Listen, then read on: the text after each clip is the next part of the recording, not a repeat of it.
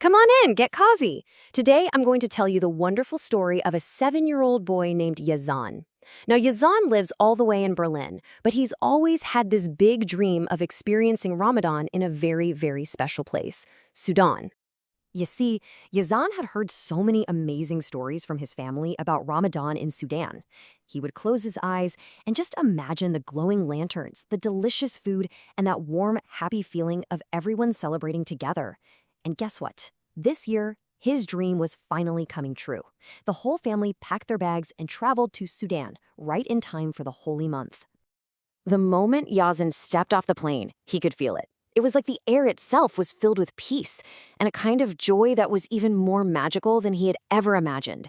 Everything just felt warm. His big adventure started in the quiet, dark hours right before sunrise. Yazan would wake up with his whole family for suhoor, which is the special meal they eat before the sun comes up. He'd nibble on sweet dates, drink some water, and he'd even try his best to fast for just a few hours, just like the grown-ups. But oh, the real discoveries, they began in his grandmother's kitchen, which, by the way, was always filled with the most incredible smells. So one day, Yazan was watching his grandma as she was busy preparing something really special.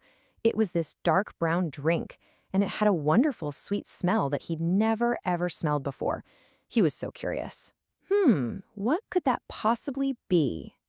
Well, his grandmother just smiled this big, warm smile. She explained that this drink was a Ramadan specialty in Sudan, and it was called hilamor. Yazan took just a little sip, and wow, he absolutely loved its unique sweet and sour taste. This, Yazan, she said, is hilamor juice. But, it wasn't just a drink. It was like a taste of family, of tradition, with a whole lot of his grandma's love mixed right in. And that was only the beginning of his tasting adventure. Yazan also got to try other traditional Sudanese juices like the tangy ardib, the really unique tabeldi, and the bright red karkadeh, which some of you might know as hibiscus tea. And then Yazan discovered the most famous Ramadan meal of all, a sida. It's this soft, warm porridge, and it's served with a super delicious savory stew called mulla tuglia. The smell filled the entire house, making him wait so eagerly for the sun to finally set. But you see, Ramadan in Sudan isn't just about the amazing food you eat at home. Oh no. Yazan was about to find out that the most beautiful part of all happens right outside, in the neighborhood. As the call to prayer for sunset started to echo through the air, Yazan looked out into the street, and he saw something incredible, something he knew he would remember for the rest of his life. His neighbors were carrying these huge trays of food out into the street. They were setting up mats so that everyone could share their iftar meal. That's the meal that breaks the fast. It's this beautiful Sudanese custom where young men stand by the roads offering dates and juice to anyone passing by just to make sure that no one, not even a stranger, has to break their fast all alone. It's all about sharing.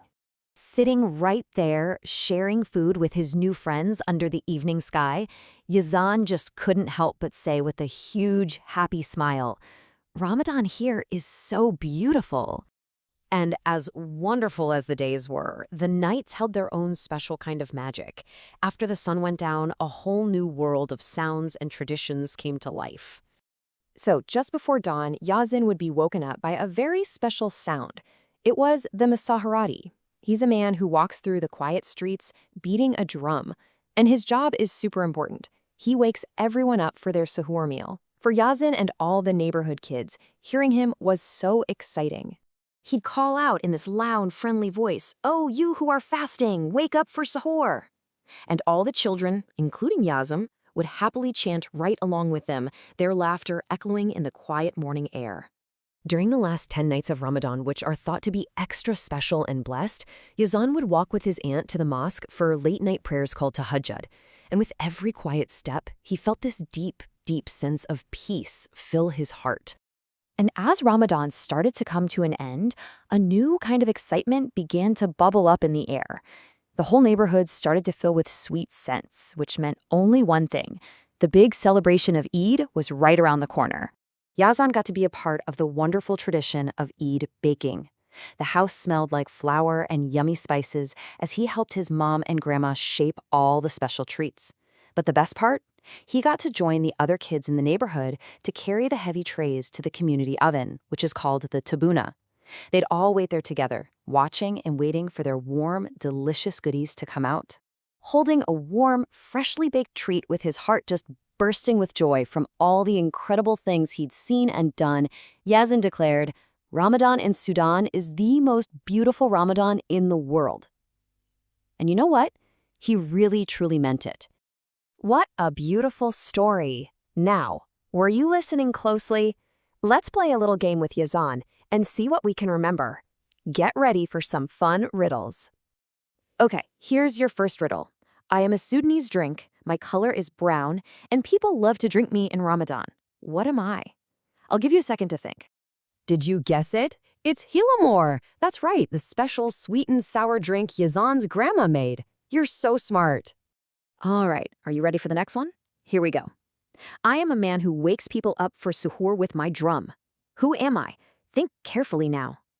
That's it. He is the Mesaharati, the friendly man who makes sure everyone is up in time for their meal. You are fantastic at this.